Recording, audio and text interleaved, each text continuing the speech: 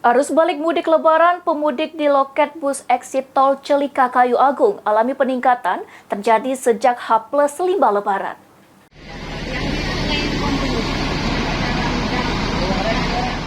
Arus balik mudik Lebaran, pemudik di loket bus eksit tol Celika Kayu Agung alami peningkatan terjadi sejak H+5 Lebaran. Salah satu pemudik bernama Ade mengaku baru kembali dari mudik ke kampung halaman istrinya di Kayu Agung. Ia memilih jasa angkutan bus karena tidak lagi khawatir terjebak macet lantaran angkutan bus yang ia tumpangi melalui jalan tol.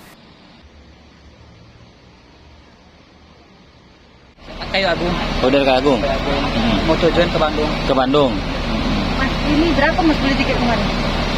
Kemarin itu dapat yang murah Berapa? 600-an. 600-an. Itu murah, Bang? Termasuk murah. Biasanya berapa? Kalau yang kemarin ada yang petugas yang harus balik 700 sekian. 700-an lebih ya? Ya, Ini keluarga pulang? dia keluarga.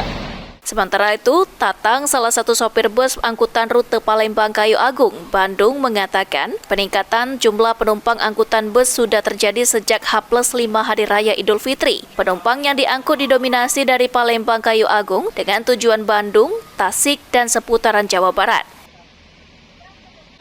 Bang, angkut penumpang dari mana, Bang? Dari Palembang, Dari Palembang, tujuan mau kemana, Bang? tujuan ke Tasik, Oh, ke Tasik. ke Bandung. Bandung, Tasik, Jakarta. Sejak H+ berapa, Bang, mulai rame penumpang arus balik? Harus balik mulai tanggal 5. Tanggal 5. Dovan Wijaya, PAL TV.